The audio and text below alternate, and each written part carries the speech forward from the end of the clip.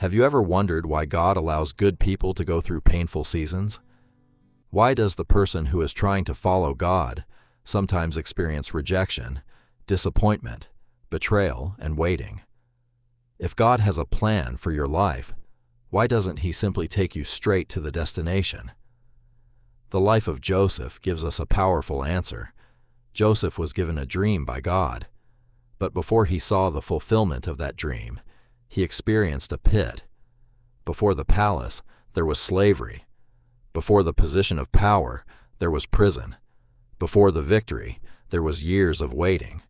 And perhaps the most important lesson from Joseph's life is this: God was not only preparing Joseph for the palace, God was preparing Joseph in the pit. So if you are going through a difficult season right now, stay with me, because Joseph's story may completely change the way you see your own struggles. Joseph was one of the sons of Jacob. His father loved him deeply, and Joseph was especially precious in his father's eyes. Jacob even gave Joseph a special robe, something that made him stand out from his brothers. But his brothers didn't see Joseph as someone to celebrate.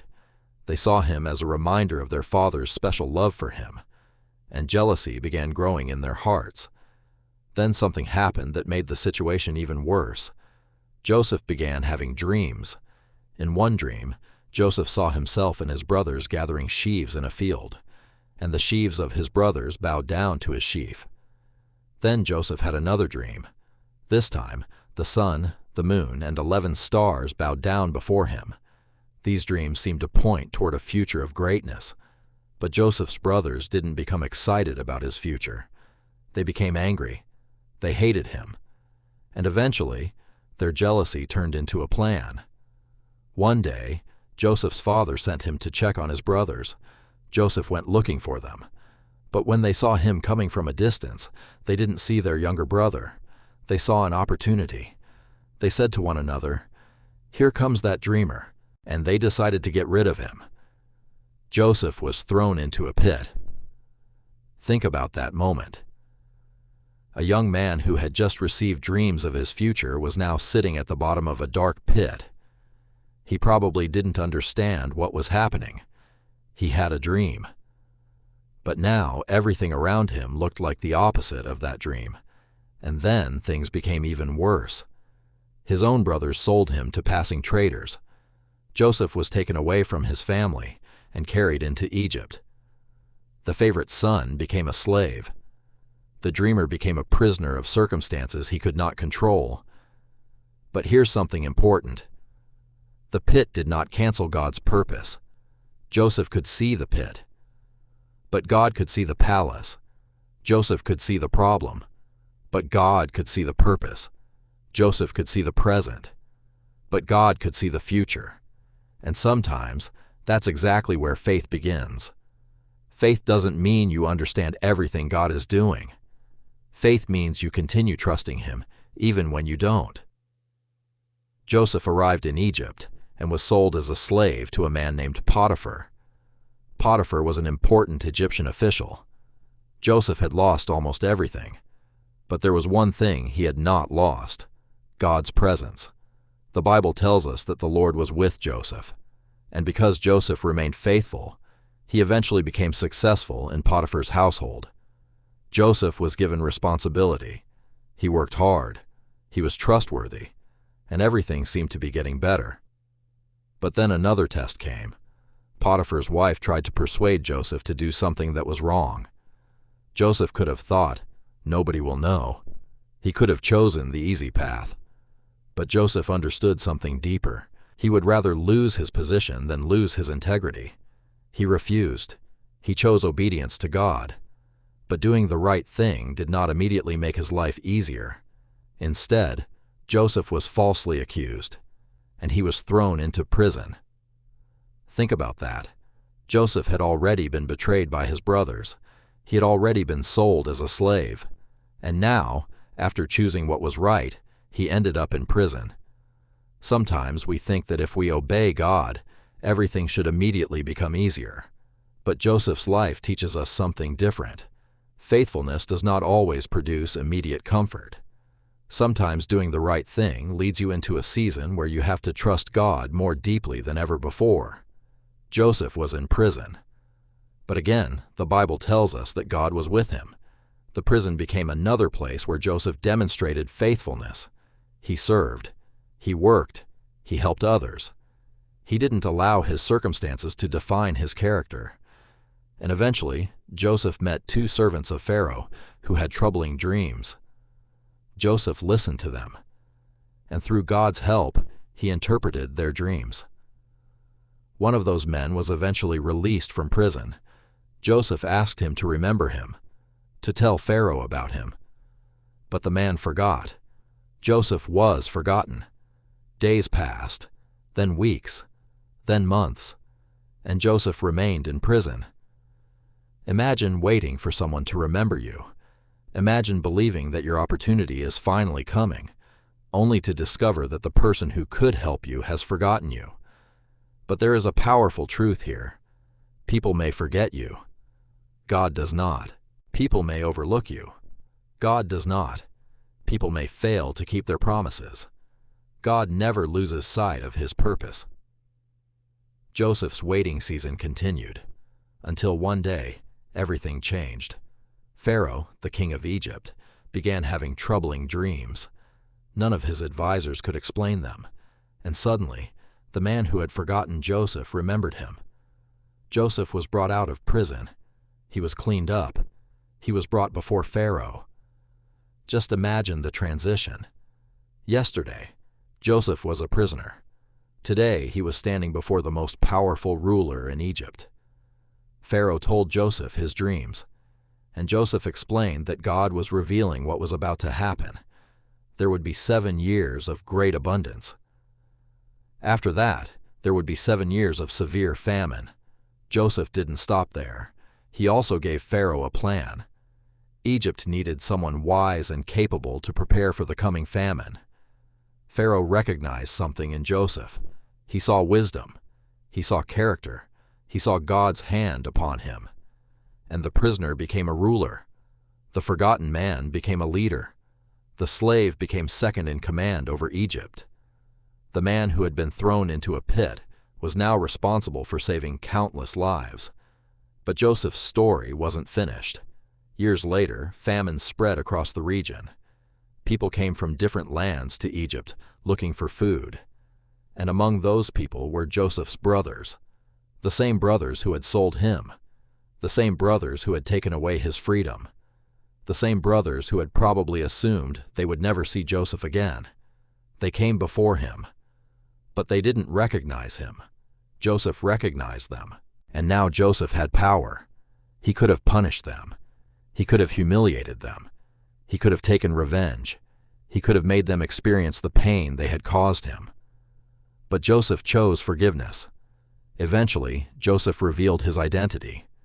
His brothers were terrified. They knew what they had done. They expected judgment. But Joseph responded with mercy. He understood something that took years of suffering to learn. His brothers had intended evil against him. But God had been working through the situation to accomplish something much greater. This does not mean that what Joseph's brothers did was good. It wasn't. Their actions were wrong.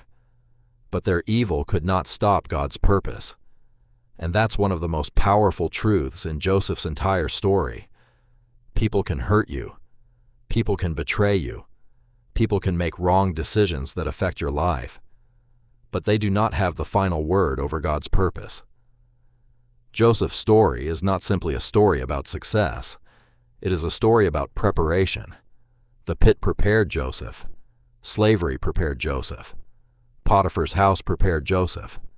Temptation prepared Joseph. Prison prepared Joseph. Waiting prepared Joseph. Every season was developing something inside him. The pit taught him dependence. Slavery taught him faithfulness. Responsibility taught him leadership. Temptation taught him integrity. Prison taught him patience. And eventually, power tested his heart. Because sometimes the greatest test isn't how you behave when you have nothing. Sometimes the greatest test is how you behave when you finally have everything. Joseph could have used his power for revenge. Instead, He used his position to save lives. That's what God had been preparing him for. Joseph thought the dream was about becoming great, but God's purpose was much bigger. It was about saving people. It was about preserving his family. It was about protecting a future generation. It was about fulfilling God's greater plan. And maybe that's something we need to remember. Sometimes God gives you a dream, but the dream is bigger than you. The blessing is not only for you. The position is not only for you. The opportunity is not only for you. God may be preparing you so that one day your life can become a blessing to others. So what can we learn from Joseph? First, don't mistake the pit for the end. Your current situation is not necessarily your final destination. Joseph was in a pit, but the pit wasn't his destiny. Second, don't allow betrayal to turn you into a bitter person.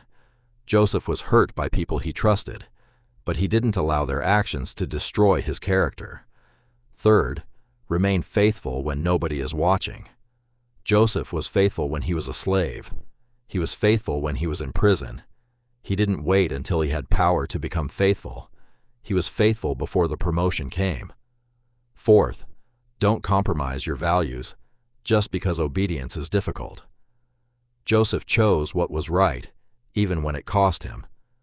And finally, trust God's timing. Joseph's journey took years. The dream didn't happen overnight.